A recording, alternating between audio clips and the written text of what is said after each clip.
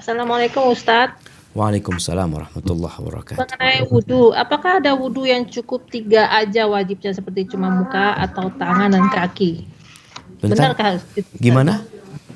Ada yang bilang wajibnya wudhu hanya 3 bagian aja, muka, tangan, dan kaki. Apa benar itu Ustadz? Muka, tangan dan kaki.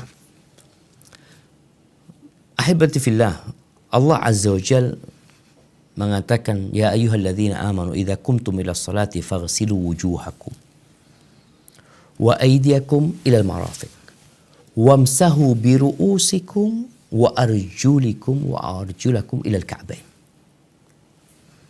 Allah Azza wa Jalla menyebutkan, apabila kalian hendak melaksanakan salat, idza kumtum ila salat, hendaklah kalian melakukan wudu. Dengan cara apa Allah sebutkan?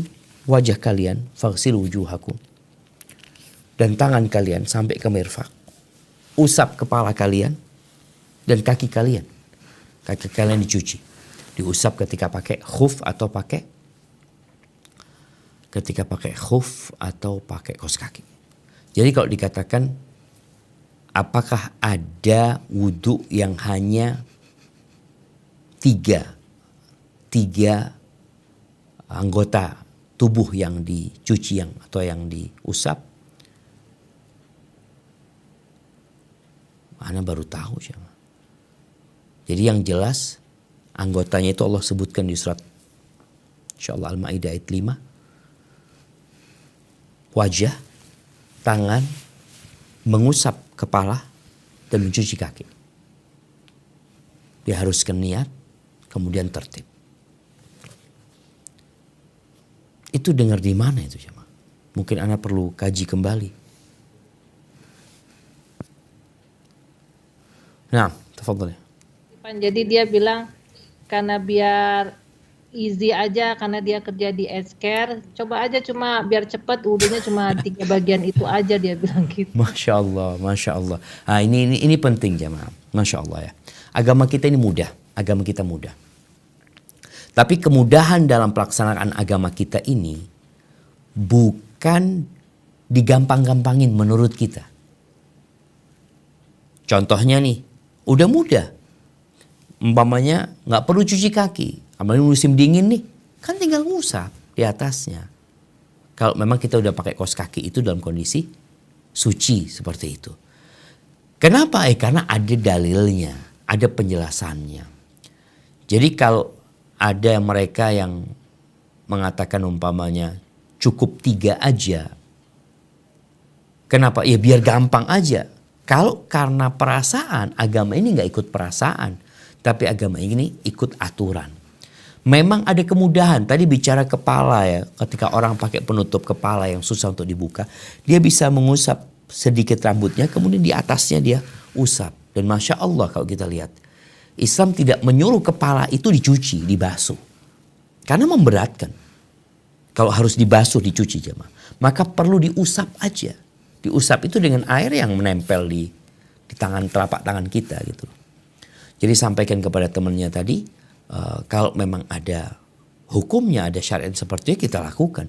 Tapi bukan karena kita ingin kemudahan buat kita. Tapi secara hukumnya kita nggak tahu. Hadza wallahu a'lam bissawab. Nah.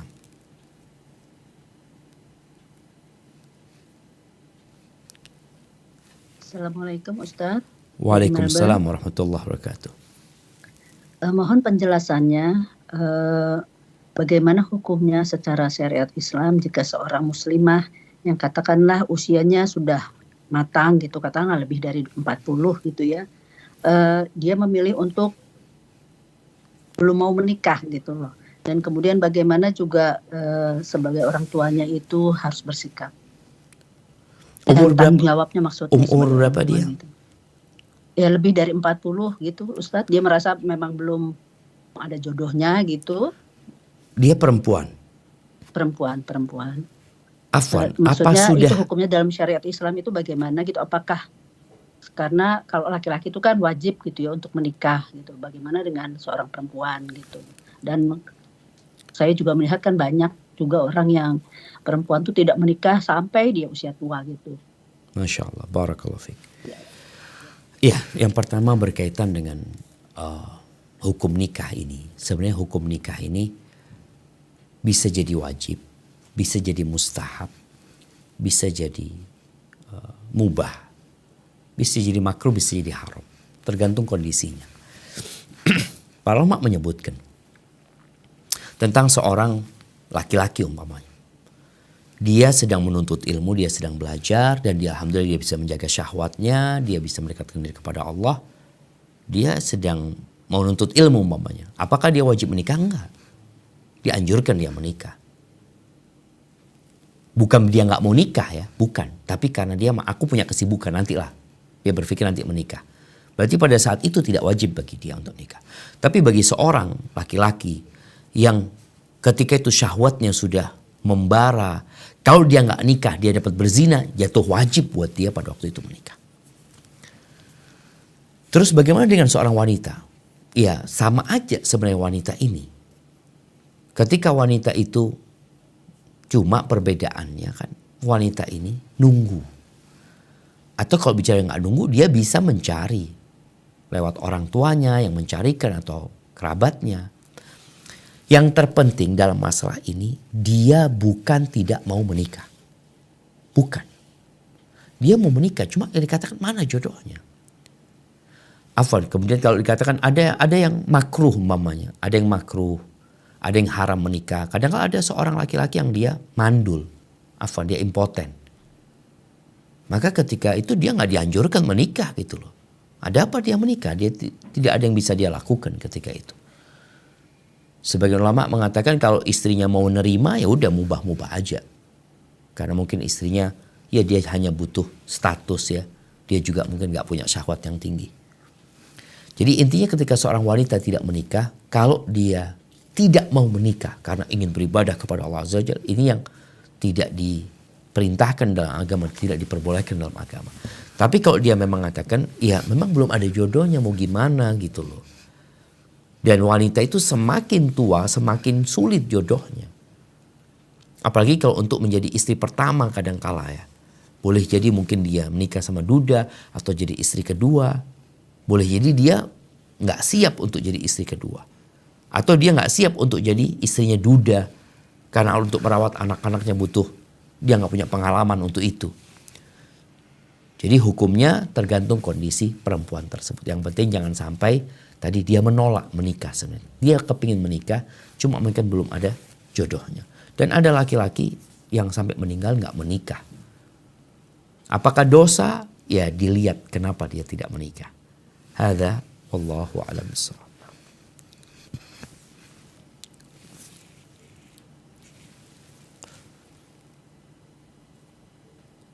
Assalamualaikum. Waalaikumsalam warahmatullahi wabarakatuh. Ahlan wa sahlan. Naam. Dari Brisbane, Ustadz. Fadli barakallahu fikum.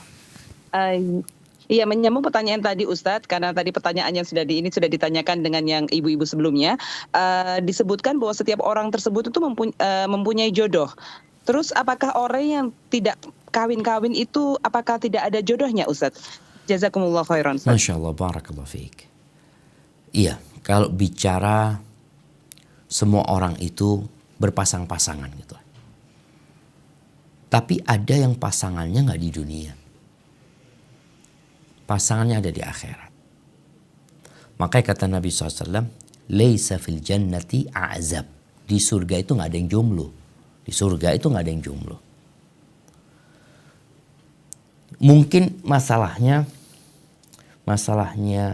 ungkapan semua orang sudah ada jodohnya itu, sebagian orang mengatakan bahwasanya jodoh itu sudah ditetapkan ketika berumur 120 hari. Ketika masih janin. Sebenarnya hadisnya yang anak hafal itu menyebutkan ditetapkan rizkinya, ajalnya, syaqiyun aw sa'id. Dia berbahagia atau dia termasuk orang yang menderita yang sengsara. Jadi tidak ada penetapan jodoh. Tapi jodoh termasuk rizki gitu loh. Termasuk rizki bagi dia. Maka dikatakan istri yang soleh itu rizki dari Allah Azza wa Jalla. Maka kalau dikatakan ada orang yang sampai meninggal dunia nggak ada jodohnya, berarti di dunia dia nggak punya jodoh. Dalam catatan dia nggak ada suami dia di dunia. Nggak ada istri dia di dunia. Tapi kalau ketika dia masuk surga Allah Azza wa Jal, ada jodoh dia nantinya. Karena di surga nggak ada yang jomblo. Kemudian jamaah, ada perempuan-perempuan yang mungkin kurang beruntung ya. Allah uji dia dengan cacat di fisiknya. Ya.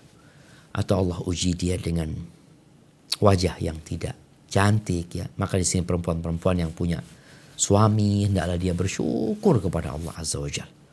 Jangan sampai dia kufur sama suaminya. Karena kebanyakan perempuan itu masuk neraka gara-gara gak bersyukur sama pasangan hidupnya. Alhamdulillah, engkau lihat kepada kelebihan pasangan hidupmu. Dan engkau lihat kepada orang-orang yang ya tadi dikatakan gak beruntung mungkin dia dari sisi wajahnya, fisiknya, sehingga gak ada yang mau sama dia. Hadza wallahu a'lam bissawab. Nah. Assalamualaikum warahmatullahi wabarakatuh, Ustadz. Waalaikumsalam warahmatullahi wabarakatuh. Nah, tafadhal. Ini dari Canberra lagi, Ustadz. Ada pertanyaan, apa hukumnya belanja dengan sistem tukar poin? Apakah itu termasuk riba? Misalkan kita belanja seharga $100, dapat poin 200. Jika poinnya sudah mencapai 1.000, bisa ditukar dengan uang $5. Atau misalnya dalam dunia penerbangan tuh ada frequent flyer. Kalau terbang sejauh jarak tertentu dapat poin. Kemudian setelah poin dikumpulkan, ditukar poin itu untuk mengupgrade kursi dari kelas ekonomi ke bisnis. Bagaimana hukum sistem reward seperti itu, Ustadz? Jazakallah khair. Masya Allah, barakallah fiik. Iya. Mungkin nanti ditanyakan kepada yang lebih berkompeten dalam masalah ini. Tapi yang jelas, riba itu ketika di situ ada keuntungan dari penyimpanan uang di sana. Atau utang piutang tadi. Maka dikatakan, kullu qardin jarra naf'an fahuwa riba. Semua bentuk utang piutang yang mendatangkan faedah, keuntungan, maka itu riba. Maka kalau dikatakan tadi nggak ada, sebenarnya ya dia beli dapat poin gitu loh. Nggak ada dia nyimpan uang kemudian uang itu berbunga, enggak. Insya Allah nggak ada masalah. Seperti tadi ketika dia naik pesawat dia beli gitu, dia beli tiket tapi oleh pihak maskapai dikasih bonus, dikasih poin. Poin ini dapat ditukar gitu loh nantinya, ditukar tadi dengan di-upgrade atau apapun. Semoga nggak ada masalah ya, karena wallahu alam tadi Anda lihat tidak ada di situ unsur utang piutang, tidak ada unsur simpan menyimpan uang yang menyebabkan dia memberikan keuntungan karena duit kita di situ gitu. Hadza wallahu alam. Tapi mungkin lebih mantapnya ditanyakan kepada yang lainnya. Barakallahu fiik. Tapi jamaah tadi berkaitan, ada yang masih berkaitan dengan menyentuh aurat ya. Jadi yang jelas masalahnya memang ada khilaf di antara para ulama. Kembali kepada khilaf tadi, apakah menyentuh kemaluan itu membatalkan wudhu atau tidak? Yang berpendapat membatalkan wudhu, ya sudah, batal wudhu. Menyentuh kemaluan sendiri, kemaluan orang lain, mau kecil, mau besar, sama aja gitu loh, hukumnya gitu. Tapi yang mengatakan tidak batal, ya nggak batal gitu. Walaupun menyentuh kemaluan suaminya umpamanya, nggak batal wudhu dia. Jadi kembali kepada masalah khilaf tadi, Anda ingin mengingatkan hal itu. Hadza wallahu a'lam bissawab. Assalamualaikum warahmatullahi wabarakatuh, Ustaz. Dari Kuala Lumpur, mau bertanya lagi. Waalaikumsalam warahmatullahi wabarakatuh. Naam, tafadhali.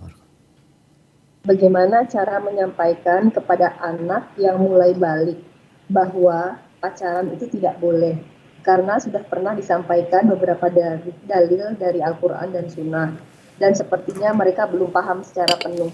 Dan penyampaian yang mudah dipahami untuk anak-anak bagaimana ya, Ustaz? Bukan mereka nggak paham. Kita aja banyak hal-hal yang kita pahami tapi kita langgar. Ahibati fillah. Jadi seorang berbuat dosa itu bukan karena nggak paham. Tapi dia itu nggak paham dengan akibat dosa tersebut. Oleh karena itu Allah Azza wa Jalla menyebutkan tentang taubat ya. Innamat taubatu 'ala Allah lilladzina ya'maluna su' bijahalah. Taubat itu Allah akan terima dari orang yang melakukan kesalahan bijahalah, dengan kebodohan. Allah baru akan terima tobatnya. Maksudnya kebodohan ini bukan dia tidak tahu dengan hukum, dia tahu dengan hukum tapi dia melanggar gitu loh. Kalau dia nggak tahu sama hukum, ya dia makfu gitu loh. Anda nggak tahu, cuma dia mau belajar apa enggak gitu loh. Anda nggak tahu kalau ternyata ini nggak boleh. Sudah, sekarang kau tahu, tinggalkan. Tapi ada orang tahu, dia langgar. Itu pun seperti terjadi anak-anak kita. Mereka melanggar, mereka tahu. Mereka tahu, insya Allah mereka tahu. Tapi bagaimana sekarang tujuan orang tua kan bagaimana mereka bukan cuma faham. Tapi bagaimana mereka meninggalkan apa yang mereka fahami tentang perbuatan dosa itu. Maka di sini orang tua perlu menumbuhkan keimanan kepada Allah dan hari akhir. Sampaikan kepada mereka bukan masalah hukumnya, tapi sampaikan kepada mereka tentang bagaimana Allah Azza wa Jal yang meletakkan hukum ini. Kenalkan mereka kepada Allah Azza wa Jal. Kenapa pentingnya tauhid, yang menanamkan tauhid di diri anak-anak itu? Karena mereka akan merasa selalu diawasi sama Allah Azza wa Jal. Soalnya mereka berbuat dosa ketika orang tuanya nggak ada. Mereka pacaran lagi, mereka hubungan lagi, orang tua kan nggak tahu. Tapi ketika ditumbuhkan dalam diri mereka kecintaan kepada Allah Azza wa Jal, maka insya Allah akan membuat mereka jadi lebih takut lah. Kemudian sampaikan mereka tentang dahsyatnya hukuman dari Allah Azza wa Jal. Itu akan membuat mereka juga khawatir ya. Kalau mereka melanggar perintah Allah, melakukan larangan Allah, bukan melanggar perintah Allah, melanggar larangan Allah, meninggalkan perintah Allah Azza wa Jal, itu akan membuat mereka menderita hidupnya. Dan sampaikan mereka bicara tentang syahwat. Oke, semua orang punya syahwat ya. Bagaimana syahwat itu disalurkan dalam agama kita. Tadi dengan pernikahan, bagaimana anak-anak itu diajak untuk berpuasa, untuk mengkondisikan dan mengontrol syahwatnya. Mungkin seperti itu yang bisa dilakukan oleh orang tua ya. Wallahu a'lam bishawab. Nah. Assalamualaikum Ustadz dari Sydney. Waalaikumsalam warahmatullahi wabarakatuh. Gini Ustadz, jadi kalau saat kita lelah menghadapi anak itu, apa yang sebaiknya kita ucapkan untuk berzikir itu? Apa kita boleh itu terus menerus istighfar menghadapi anak, atau sebaiknya kita mengucap hamdalah dengan artian kita itu bersyukur atas hadirnya anak kita gitu. Tapi namanya manusia ya Ustadz, biasanya kan spontan gitu ya kalau istighfar, kalau lagi kesel itu terus menerus gitu Ustadz. Apa itu nggak apa-apa Ustadz? Nah. Atau harusnya bersyukur gitu? Masya Allah, barakallahu fiik. Iya, ahibati fillah. Bicara istighfar ini pembuka jalan kebaikan. Perbanyak istighfar, nggak ada masalah. Terus beristighfar, mohon ampun sama Allah Azza wa Jalla.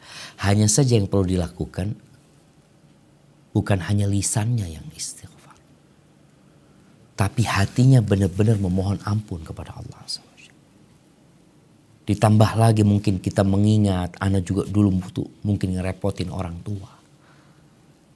Ana dulu juga mungkin membuat orang tua kesusahan gara-gara astagfirullah. Engkau baca Rabbighfirli wali walidayya warhamhuma kama rabbayani shaghir. Ingat dengan perjuangan orang tua sehingga kita ketika repot sama anak kita, susah sama anak kita, lelah menghadapi mereka, kita juga ingat kita pernah membuat orang tua kita lelah loh. Capek, hanya saja kita sering lupa. Maka manfaatkan momentum itu untuk beristighfar, astagfirullah wa atubu ilaih, atau Rabbighfirli wali walidayya warhamhuma kama rabbayani shaghira. Sebagaimana mereka dulu mendidikku, merawatku ketika aku kecil. Maka silahkan dibaca ucapan-ucapan yang baik. Ketika muncul bisikan syaitan yang membuat dia untuk marah, katakan a'udzubillahi minasyaitonirrajim.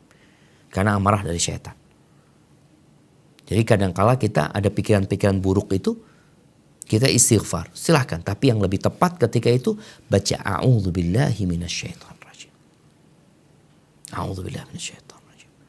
Ketika merasa lemah gak mampu, ingat dengan ikrar kita, iyyaka na'budu wa iyyaka nasta'in. Ya Allah, hanya kepadamu beribadah, hanya kepadamu minta tolong kami ya Allah. Jadi silakan ucapan-ucapan baik itu dibaca, tapi kita semua harus menyadari bahwa Allah Jalla Jalaluh tidak mengabulkan doa yang bersumber dari hati yang lalai. Jangan sampai kita membaca ucapan itu ya hanya lisan kita gitu, tapi hati kita enggak. Hadza wallahu a'lam bissawab. Assalamualaikum Ustadz, pertanyaan dari Perth. Waalaikumsalam warahmatullahi Seberapa wabarakatuh. Nah, jauhkah seorang nenek atau kakek boleh terlibat dalam pendidikan cucunya dengan tidak melangkahi peran orang tua dari cucu tersebut? Dalam hal ini anak dan suaminya masih tinggal serumah bersama dengan nenek kakeknya, orang tuanya. Jazakallahu khairan. Masya Allah, barakallahu fiik. Ya, ahibati fillah. Kita lihat bagaimana peran Nabi alaihi salatu wassalam dalam mendidik cucunya. Ada beberapa riwayat yang lemah ya, yang menyebutkan bahwasanya waktu Hasan itu lahir, Ali hendak memberikan nama kepadanya Harb. Kata Nabi SAW, jangan kasih nama Hasan aja. Ketika lahir Husain mau dikasih nama Harb lagi. Diganti lagi sama Nabi Husain. Terus anak ketiga yang laki lahir, hendak dikasih nama Harb, kata Nabi dikasih nama Muhsin atau Muhassin. Namun riwayat itu dhaif. Tapi kalau kita lihat, selama yang disampaikan oleh kakek nenek ini, karena bicara kakek nenek itu adalah bapak ibu kita. Kalau Anda bicara abah sama ibu ana, itu kakek nenek buat anak-anak, buat ana itu bapak sama ibu ana. Jadi selama yang dilakukan oleh kakek nenek itu adalah sebuah kebaikan ya. Kemudian ya dia intervensinya itu memberikan arahan, memberikan masukan ya yang baik-baik. Maka bagi sang anak, bukan bicara cucu ya, bagi sang anak hendaklah mendengarkan dan menerima arahan-arahan dari orang tuanya. Karena kita bicara itu bapak ibu kita gitu. Ya kita diwajibkan berbakti sama mereka. Jadi mungkin seperti itu anak yang lihat orang tua itu memberikan arahan kepada anaknya dan anak wajib berbakti sama orang tuanya. Tinggal bagaimana dia menjalankan arahan itu terhadap cucunya. Kalau memang bisa atau mampu dia lakukan, ya dia lakukan. Karena ada anak kadang kala marah sama orang tuanya. Gak usah ikut-ikut didik anak-anak gitu. Nah ini ungkapan yang tidak tepat ya.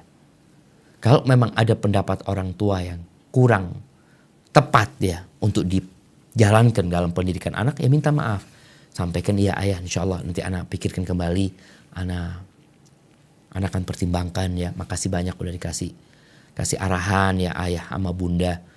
Punya pengalaman yang besar dalam mendidik anak perlu belajar ya. Jadi ucapkan ucapan yang indah buat mereka sehingga mereka tidak merasa didurhakain sama anaknya. Walaupun kadang-kadang orang tua ada yang salah juga, terlalu dalam gitu loh. Tapi bagaimana sikap anak?